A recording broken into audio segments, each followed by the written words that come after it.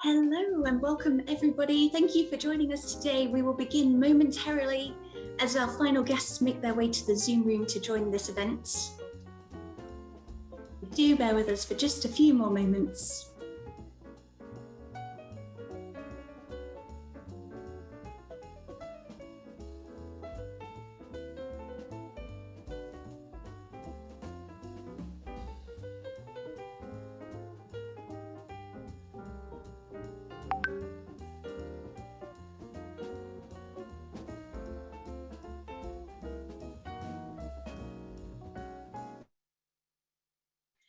Okay, let's begin. A very good evening to our audience, industry partners and innovators. We're delighted to welcome you to this special industry sharing event. My name is Rebecca. I'm the head of corporate innovation and acceleration at Ravel Innovation. We're proud to work with the Singapore Tourism Board as their appointed partners to run their innovative Singapore Tourism Accelerator. The aim of this event this evening is to provide a platform where industry members can share their insights and experiences and learn from each other to help uplift the entire ecosystem here in Singapore.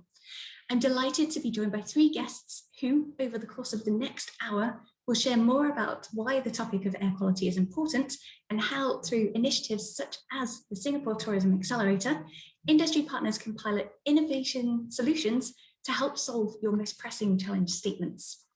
For those of you that have not yet taken part in the Accelerator program, allow me to share some brief context before we begin our discussion today.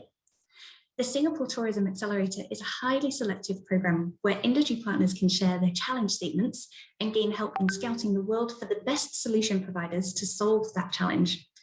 Participating industry partners have the opportunity to scope and conduct a short-term corporate startup pilot and have access to lots of support throughout the process, as you will hear from some of our participating members this evening.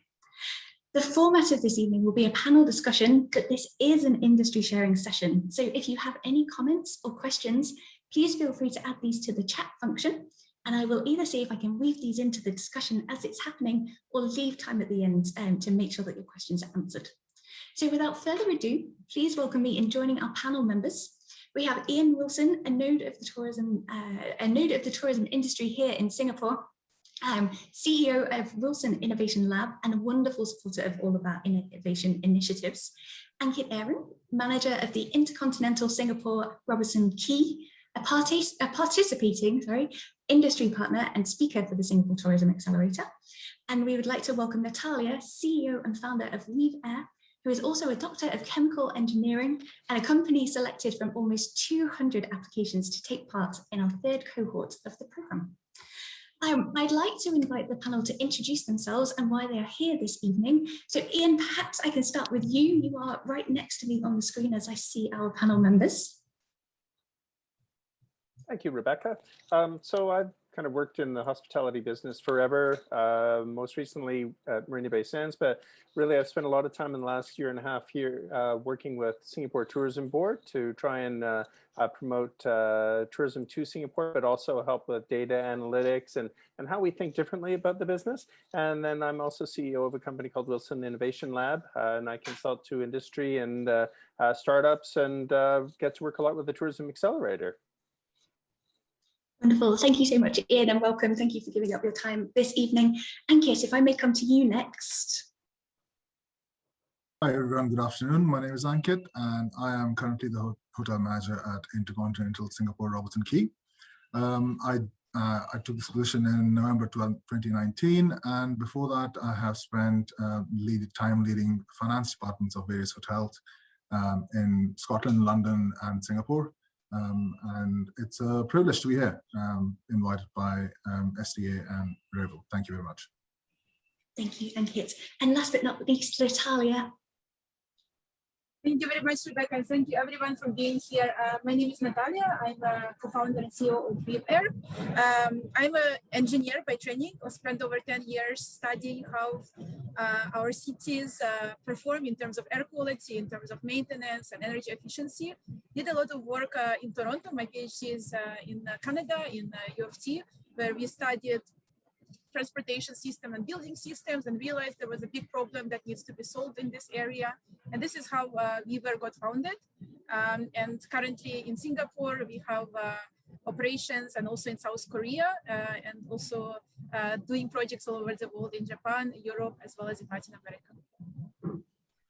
Wonderful. Thank you very much to our panelists. We're really looking forward to hearing your insights this evening. Now, on to the topic of air quality. Before we officially begin, we'd like to launch a poll to gain insights from our audience as to how seriously you are considering this topic currently within your organizations. The poll is anonymous, please don't worry. It's just for us to gauge where the industry sits so that we can frame our conversations accordingly. So my colleague is about to launch the poll. And we're interested in the importance that you're placing on the air quality in your establishments at the moment. So you can see the options here.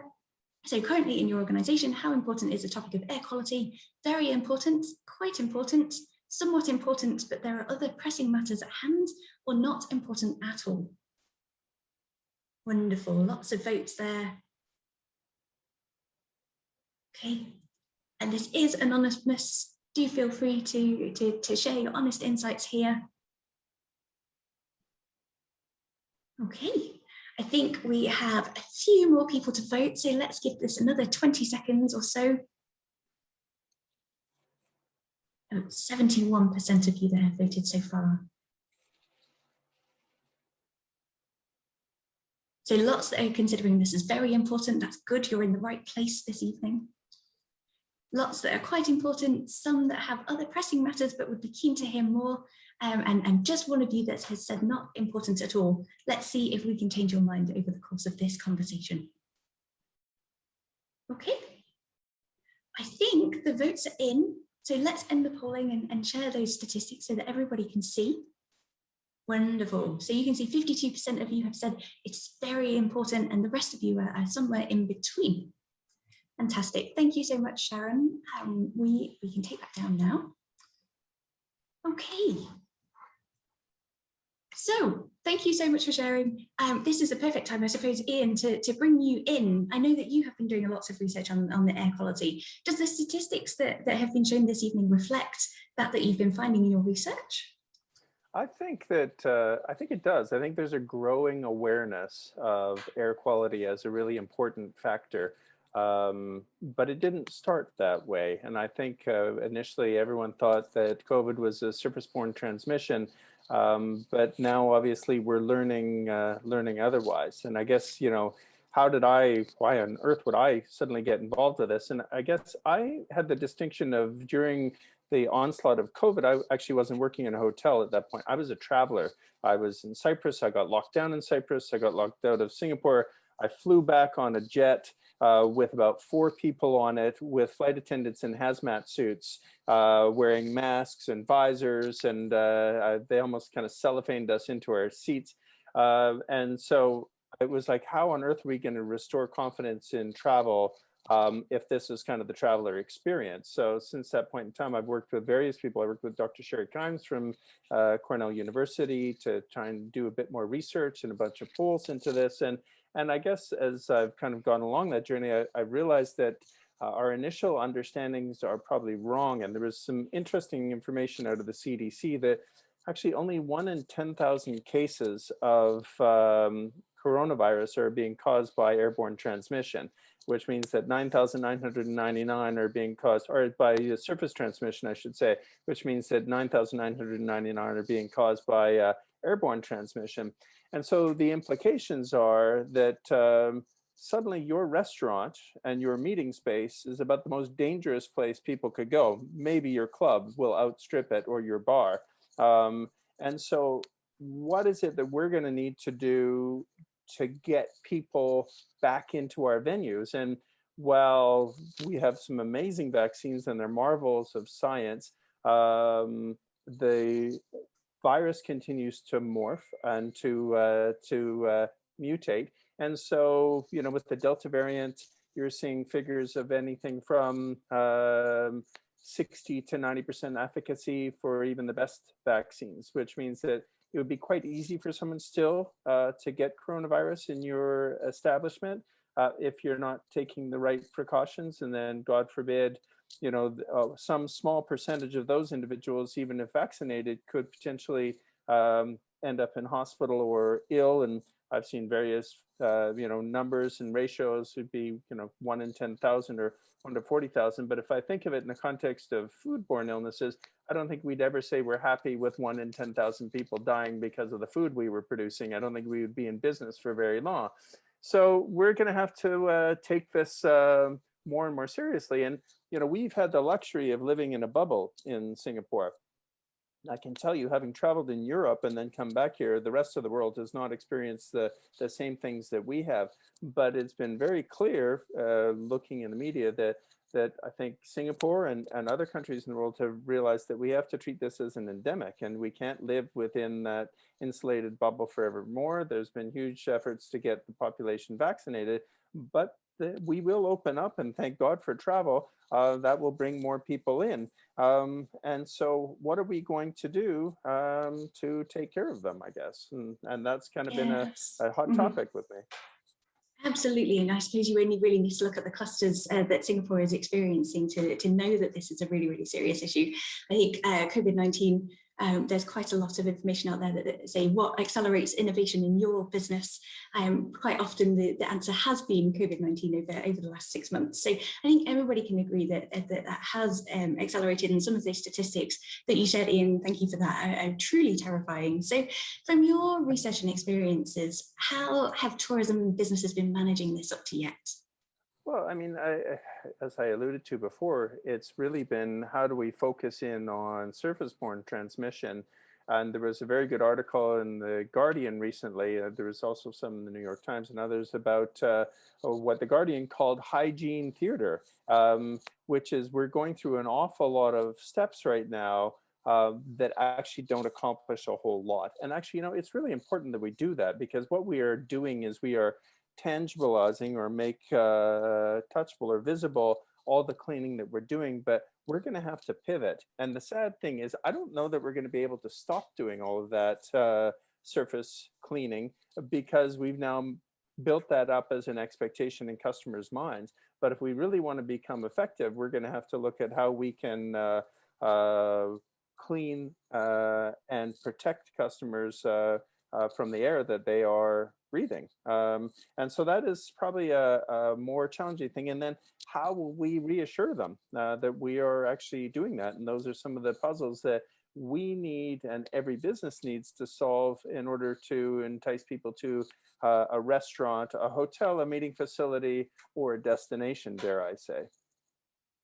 Thank you, Ian. I think obviously this is very relevant at the moment because of COVID-19, but the virus is just one example of why monitoring air quality and taking steps to achieve better air quality is essential. And there is a lot more to it. Perhaps I can bring Natalia in here as our academic expert on this subject. What are the other considerations as to why this is really important? Yeah, thank you, Rebecca. This is a great question, because many of us don't realize actually the extent to which air quality can affect not just the transmission of infection, but also basically the wellness and productivity of people. Something like, for example, the staff being affected every day potentially by if you have contaminants in the air, and they are maybe not as alert and attentive during the work shifts. Maybe this environment is causing them to get sicker or take more sick leaves, which is another critical thing. You want your staff to be healthy. You want them to be feeling well, and because you're investing in them every day.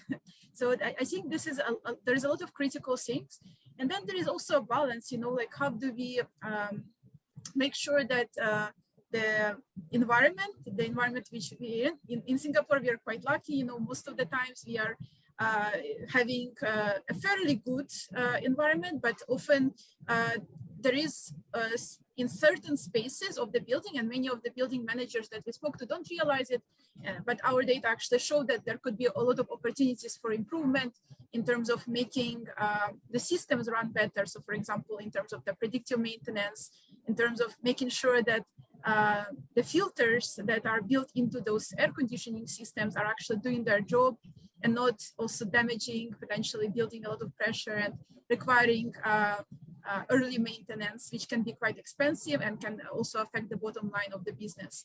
So, I mean, air quality touches so many points, and I did not even speak about, other things that are kind of relevant to general comfort of people and their ability to have good night's sleep in the hotels, their ability to have good reviews of the hotels after spending time there. So I think there is so many critical aspects that, in fact, we have been also seeing that some organizations are even exploring ways to kind of add new opportunities to kind of use this environmental data, not just for their own kind of operational uses, but also to create kind of, certain rooms or certain wings of the hotels which have even like, even better kind of conditions, which is very interesting in my opinion, because I think hotels should be, higher quality should be on everyone's mind in general. But what we also been noticing is the guests are also becoming more aware. So after doing a lot of polls and surveys because we are, we provide a lot of data in this area, we discovered actually that over 90% of people actually feel that without this information, they would not be very comfortable in staying in the rooms. And, sometimes they have no choice in terms of like they're staying in the certain properties, but they still would write reviews, even if they're staying in SHN or quarantine kind of spaces. So I found it really interesting, this kind of the change of the perception that guests has. And some of them even mentioned in those surveys that they are bringing their own sensors to assess how well is the air quality being managed in the room. So this kind of education is really changing and awareness of the people. Wonderful, thank you, Natalia. And you touched on an important point there, because you have been talking about hospitality sector and hotels and guests with SHN, but actually this is a broader issue. So it applies to all of the different verticals in the tourism sector. And I know that you have worked with other kind of establishments on this too. So looking at this then, and Ian, if I might bring you back in, you talked about the fact that a lot of organisations, they're doing what is tangible at the moment. They're showing that they're disinfecting handrails every 2 hours. There are different things that the hotels can be doing kind of in the bathrooms, etc., to show that sanitisation. How do tourism establishments gain customer insights and gain customer confidence, in something that is so intangible? How can we make the intangible tangible? Yeah, I mean, I think there's really two parts to that, and I would be the first to tell you that Natalia has probably forgotten more about this than I know, but from all my research, we first of all have to make sure that we get the issue in order and we manage air quality, and then we have to show how we might be able to present that to people. So, air quality is based on the amount of fresh air you're bringing in from outside. That's why the government has schools leaving windows open and other things, because if the airflow is too low, then it's very easy to transmit a virus. You can also then augment that or manage it through air purification, because it's very expensive in Singapore to bring in hot, moist, humid air into an air-conditioned space, because then you have to spend a huge amount of energy to balance that. And then there's other factors I know a little bit about, such as pollution, light, and other things that impact the transmission. So really it does come down to the amount of fresh air and then the purification. So how do you make this visible to your customers? Well, I think air purification is actually a good way to do it. And that could be through actual standalone air purifiers, because if you build it all into your vents and ducts, some of them, they're not designed for it, but beyond that, you've got to then figure out how you're going to make this visible to people. And I think that if you have good quality air purification, that is one way that you can actually prove to customers that you are caring for them. I think, some kind of verbiage for customers is a good thing. So in your guest rooms, are you making sure that you have negative pressure as opposed to positive pressure? And I know that many of the hotels in Singapore have actually worked with the NEA on this to make sure that they are not pushing contaminated air out into the corridors. And so that is something to really look at. But I think as you go further down this track, it's going to be, how do we, and this is kind of comes from a problem statement that came up at the Hotel Innovation Committee, how do we prove that Singapore is a safe place to visit? So how do we tangibilize or measure that air quality? And then how do we do it in a way that people feel that the results are credible? And I think that that is, you know, kind of one of the challenges before us as we move forward. So that it's not, honestly, the air is good, it's my sensor, trust me. It's, you know, there's some way of actually validating those results. Thank you, Ian. And you talked about some of the kind of ventilation systems and things. I can imagine that there would be a hesitation in some of the organizations here today that the cost of this could be potentially astronomical. So in terms of taking small steps, from your research and from some of the organizations that you have been talking to, what kind of things have you seen that people are starting to do? Well, it's really, you can buy an air purifier. That would be the simplest thing, and you could put it in the middle. That will have some impact. You could look at the amount of fresh air coming in. This is a time, though, I would suggest that you actually, many hotels have very educated engineering teams. They're going to be able to help a lot with and building automation systems to understand the amount of air coming in. But it's also probably a good time to look at engaging some external advice to understand especially as we move forward, any kind of certification to show that your space is safe. I think that is something to consider. Every hotel is going to be different in this domain because they were built at different times and they were built with different systems. So there's definitely not going to be one size fits all. And I think it really is hitting that right balance of the right amount of fresh air, purification if you so choose, and then balancing that with your energy consumption. Thank you, Ian. And from your extensive research, and Natalia, I might ask you to chime in here as well. To your knowledge, having looked through this and some of the ideas that you have in terms of tangibilizing this and gaining consumer confidence, is there anywhere globally that is doing this well at the moment? Yeah, it's a great question. Thank you, Rebecca. I mean, right now there has been, kind of an interesting time because there is so many solutions that are coming into the market, both for sanitizing the air, UVC-based solutions, plasma systems, bipolar ionizations. There is so much kind of options out there in the market. And also, a lot of those systems are quite expensive, like for a hotel manager, especially right now, to be able to integrate this, especially across the building, it's often not feasible. And so the question comes down is, how do we actually effectively select which technology works for these specific spaces in the hotel based on the baseline data that exists and based on what information we have, and how can we improve this? And this is where I feel that this both real-time kind of diagnostics come in, and how we can, use those diagnostics to actually kind of make sure that we have the highest return of investment of those type of systems. Not all of the spaces in the hotel might, although I think air quality is great to have everywhere, but some of the spaces might actually have already quite good air quality from the beginning, whereas others might, depending on the location, depending on how ventilation system are designed, depending on which types of filters are already integrated, they might not be. So it's very important to kind of do this kind of assessment and not just do, generate data and a bunch of data that sits there, but actually take actions based on this data. And this is where I think, based on our experience and working with a lot of sensors in the market. So we, in our case, we actually not just use our sensors, but we sometimes work with other sensor providers and analyze their data and extract insights from that data.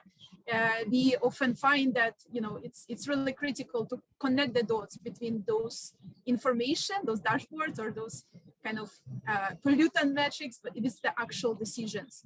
And this is what I think is going to be the game changer for the hotel or any other actually tourism and travel organization, is connecting those information and actually making faster and more efficient decisions, so that they can maximize what the outcomes, both in terms of engagement and trust of their guests, but also operational improvements. So we do this a lot, kind of analyzing and comparing different filtration systems, and have been finding some really interesting insights that kind of we occasionally publish on the social media or on the website, and also helping the hotels directly on this kind of basis. But what I would highlight is that it's not one-stop kind of solution. Like you cannot just assume that one system is going to work well across your properties. And we have recently been starting a few of these additional projects, not in Singapore and Philippines, in Japan, and finding a lot of differences in the way that those ventilation systems are running, and also how they can be improved. And I think especially as we are, coming back and getting all of us vaccinated, and the travel is going to resume, of course, it's especially critical to make sure that we have those kind of decisions made early. Fantastic, thank you, Natalia. And with your comment on there isn't one size fits all, we do have a question in the chat about, is there a recognized international standard about indoor air quality? Yeah, that's a great question. That's something we actually have been exploring and working towards. There is a number of standards that are available and recommendations from ASHRAE, from the HVAC system providers, and also organizations across the spectrum. I feel right now it's very kind of location specific. So US has launched some of these projects, and we have actually been working with the building managers there to help them kind of reconcile all of those requirements on the fresh air, on the air quality, on the filtration system. But also in Singapore, we have our own standards here that has been recently in progress, and the standards has been updated as well, or in progress of being updated. So it's really important to have, because those standards can be a bit dense documents. So I think it's critical to make sure that we are aware of them. And also I think Singapore has a lot of potential to be a leader on this, because ISO and other history that it has in terms of this area. So I think there is so much potential to kind of have like standards that originated here on this topic that is launched globally, and basically is kind of something that's referred to in other places. But right now, I haven't seen one standard that is yet available on international level.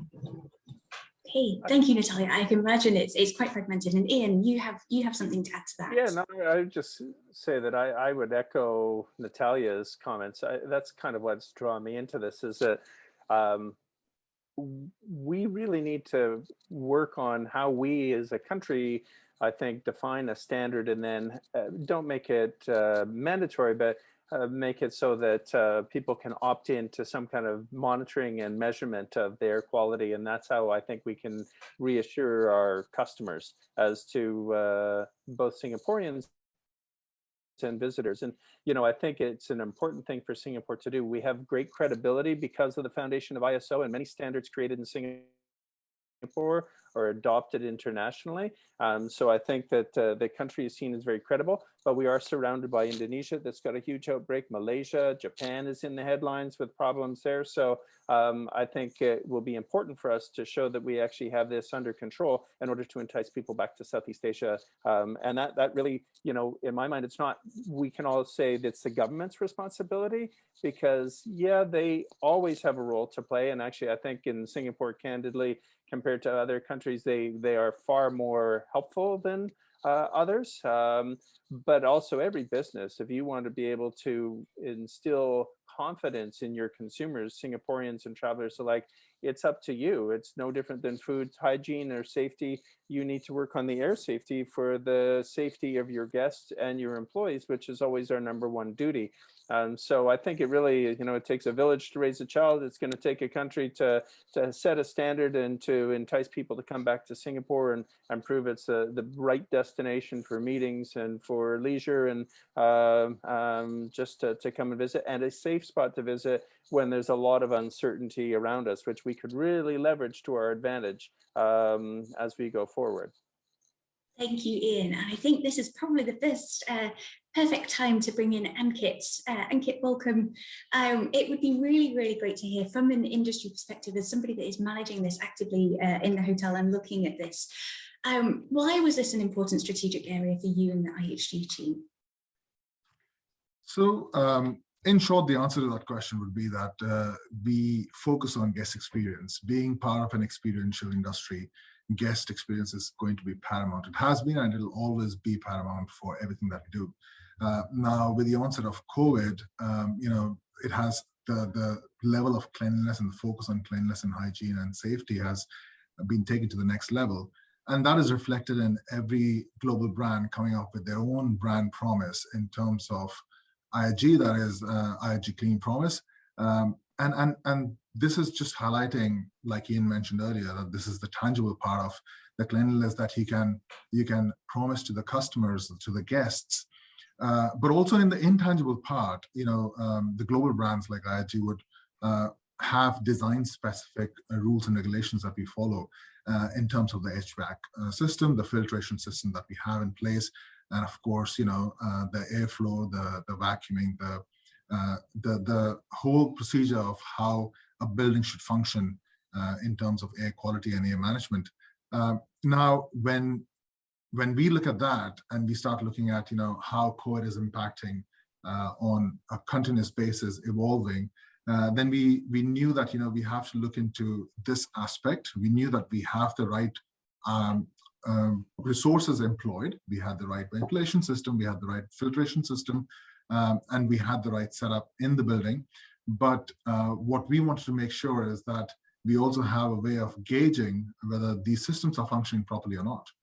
And I think that is where we were drawn into how WeWare could help us in ensuring that we are at least looking at and understanding the air quality in our hotels. Wonderful, thank you, Ankit. And I've had a question in the direct chat. Thank you very much to the person that posed this.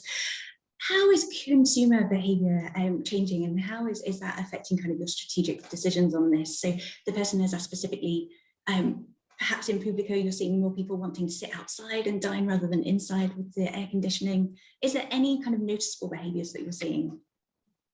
So in terms of that, we are not necessarily seeing any different behaviors. I think after a series of lockdowns, people are just wanting to get out and be social.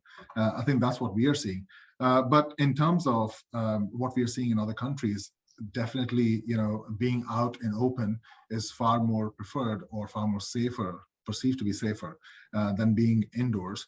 I think from that perspective, we've seen that we have had equal consideration of whether you are indoors or you're outdoors. I think the safety measures have been deployed in all those environments. So we are not necessarily seeing any specific preference for our customers or our guests to come and spend, but surely, there are rules and regulations, or there are understandings out there that are sort of proving that outdoors is better to be.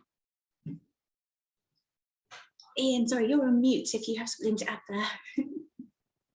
There we go. Sorry about that. Yes, I'll No problem. try that again. If I could just add something, the feedback I'm getting from the US and particularly from Europe is that you're getting two totally different customers coming in. So some are like, I don't want to wear my mask. I'm never going to put that thing on again. And, let's go out. And then there's others who are, why are those people not wearing masks? This is unsafe. I don't feel comfortable in this space. And what are you doing as a business in order to safeguard me? And it's a bit of a no-win situation. So I think the more that we're doing proactively, the easier it's going to be to solve that dilemma. And it is a dilemma because there's no easy solution for it. Fantastic. Thank you, Ian, for sharing your remarks there too.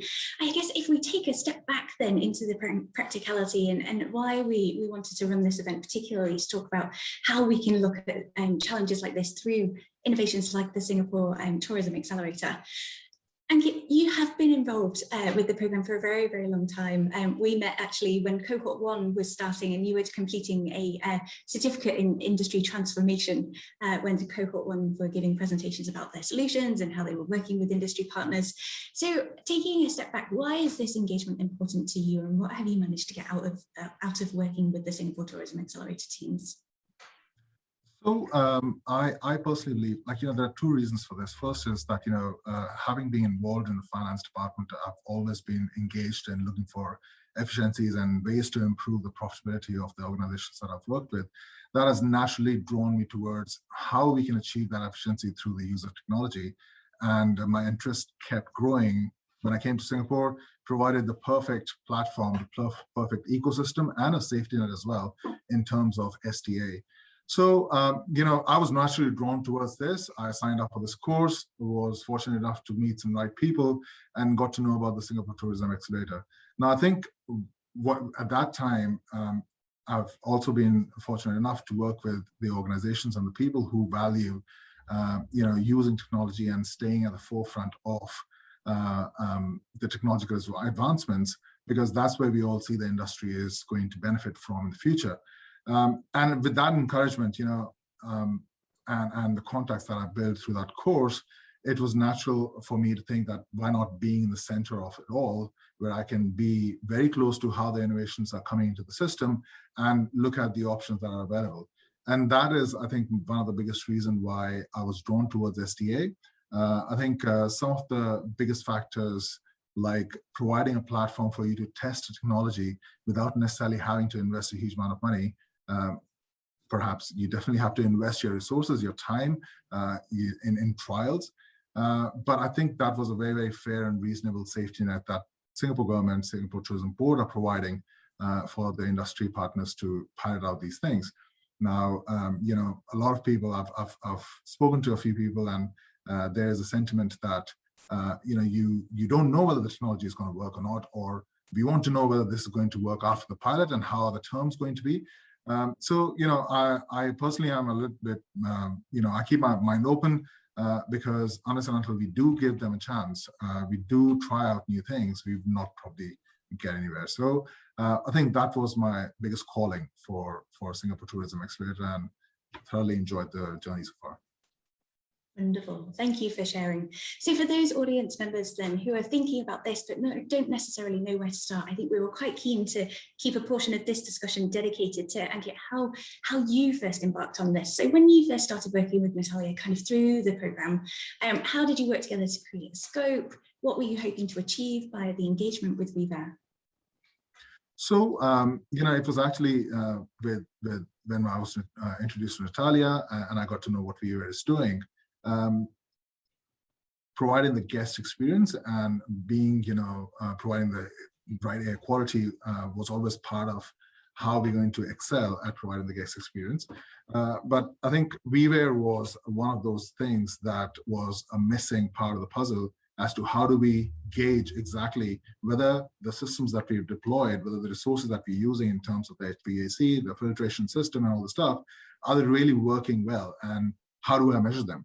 Because right now, if you see in the industry-wide, we rely on maintenance of all these big machineries, and most of these maintenance are cyclical and they're time-based. So, I would probably do a servicing of the HVAC system every quarter. We'll do a chemical wash every couple of years or 3 years, whatever the industry standard for that particular business would be. Now, not necessarily that time is going to be the gauge every time for you to rely on servicing, because you're operating businesses in different environments. There are different cycles of business that are happening even between the hotels. So I think that's where Viva came in, and I personally really like the idea that you could get real-time information. There have been a few other benefits that we got to know along as we went on to more discussions with Natalia and her team. And I think that was, one of the biggest attractions, that we now have a way of gauging the quality of the air and perhaps try and figure out a way of turning that into a story that we can tell to our customers as well, to reassure them that, we are the forefront of how do we think about the customer experience at Intercon Robertson Quay. Absolutely. I think it all, the message that I'm hearing loud and clear is it all starts with measuring, knowing how to monitor, knowing how to collect that data, and then it moves on to kind of what you end up doing with it to gain customer confidence. So Natalia, perhaps I can bring you in here, because Ankit has beautifully set the scene for us as to why it was important, and kind of the first few meetings that you had as to how you can implement a solution like this. Perhaps you can share a little bit more on some of the learnings that you had worked on together through this pilot.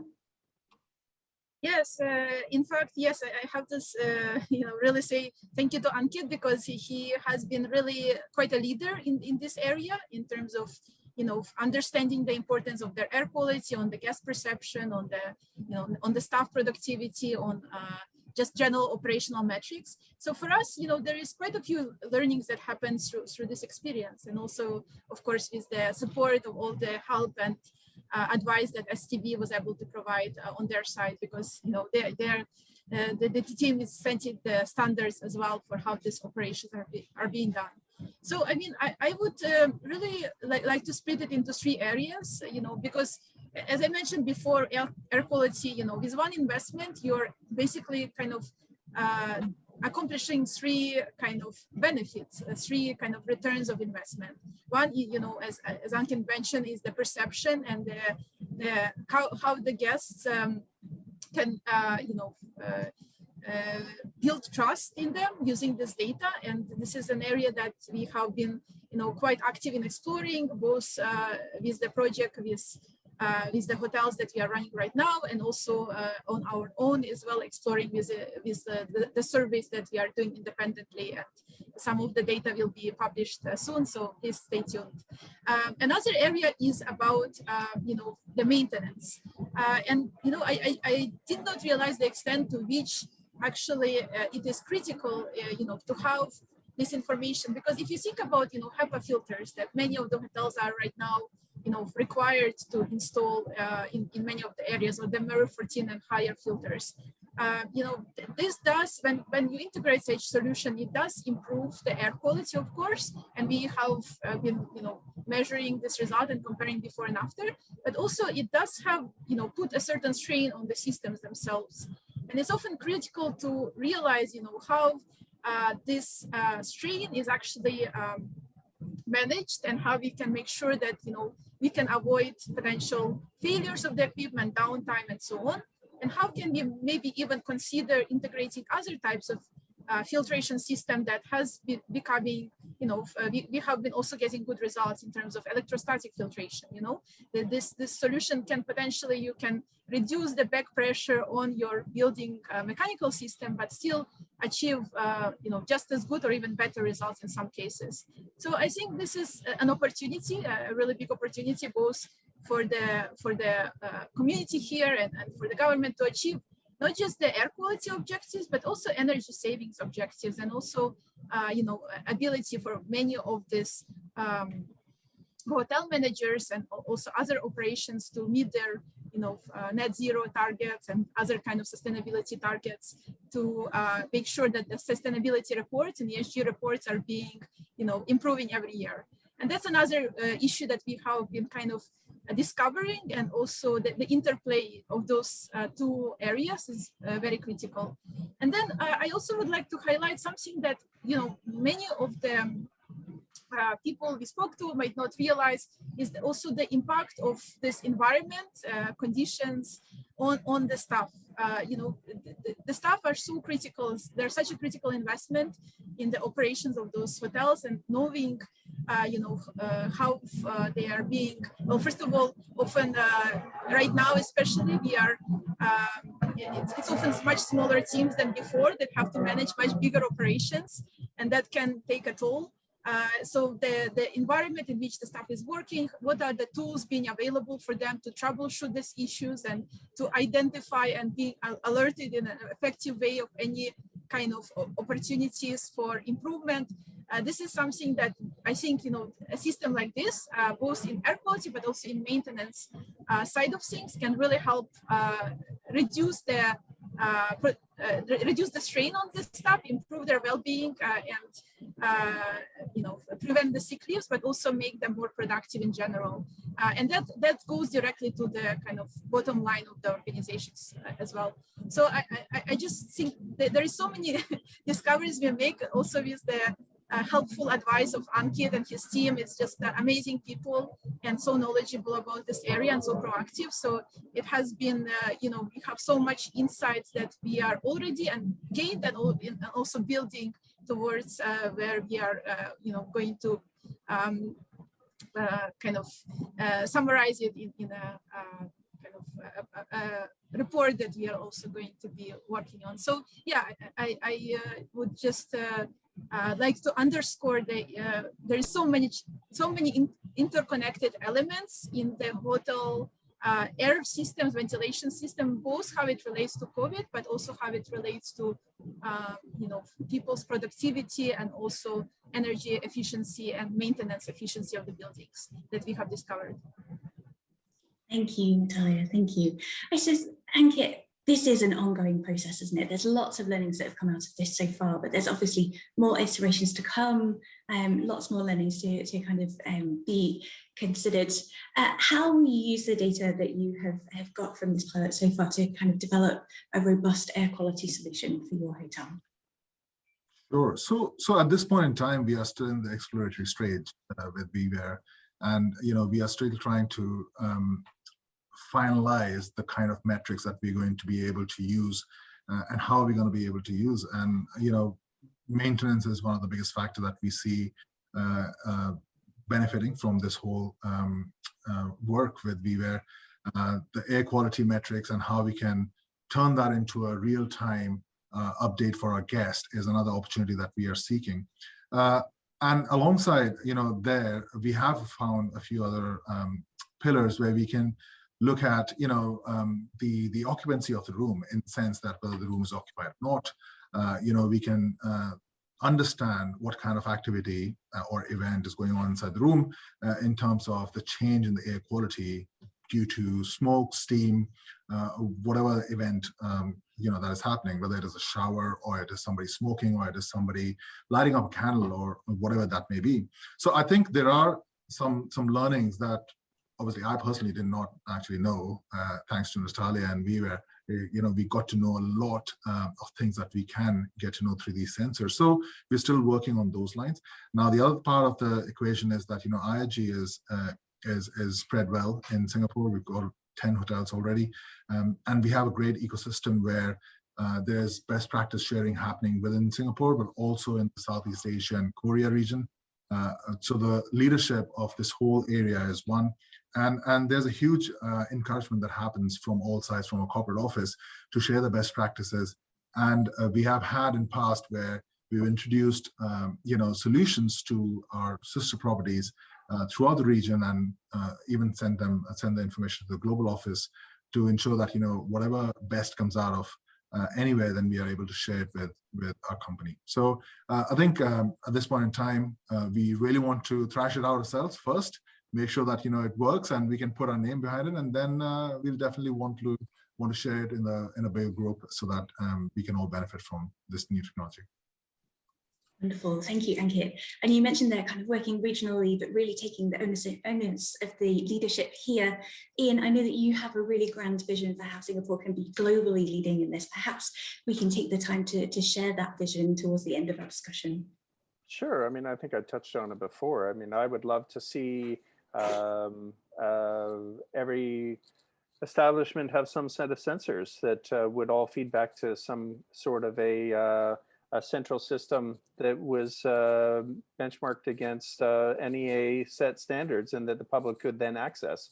And I think that if we did that, then the customer would have confidence in it.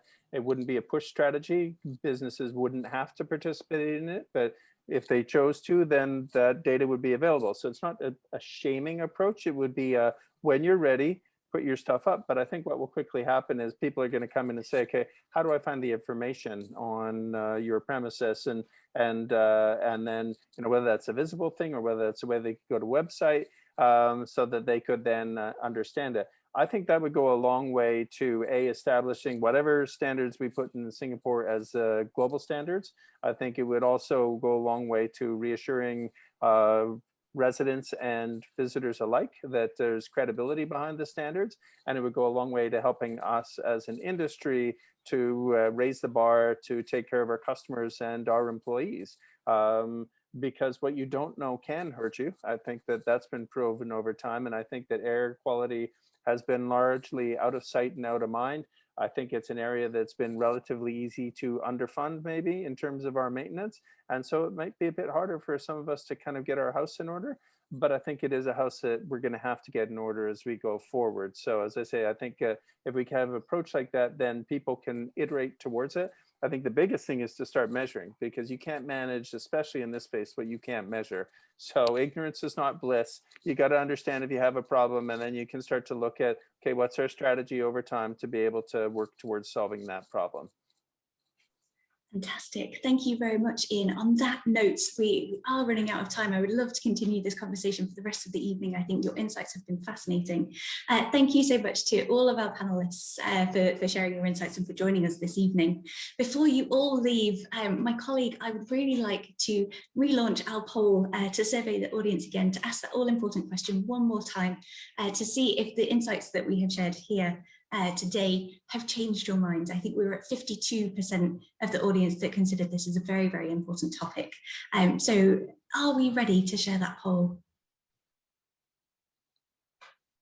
There we go. So same question in your organization: how important is the topic of air quality? Straight away, lots of answers at the very important mark.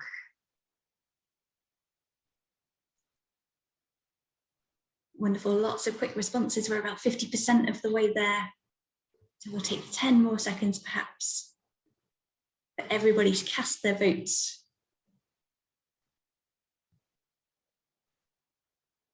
Okay, any more votes? I think we're still waiting for a few people. Okay. Wonderful, I think we are about there, so we can close the poll. The really wonderful thing, although there were slightly fewer of you that voted, is very important, has gone up to 91%. So thank you to our panelists for sharing all of this really important information on behalf of the industry. We do have a few more minutes left for any questions anybody would like to ask whilst we have our experts here together. There are a couple in the chat function. I think some of them are quite technical, Ankit. There was one about sharing of the data and measuring the velocity of your fresh air supply. Is that something that you can expand on? So as much as I love numbers, I am not going to be answering on that technical part of whether that measure is correct, but I do know that we do measure the velocity of the fresh air coming in and going out. But also I can confirm that we use MERV 14 filter in our pre-AHU. So yeah. But for those specific, I would pass. Thank you, Ankit, no problem at all. There is one final question in the chat.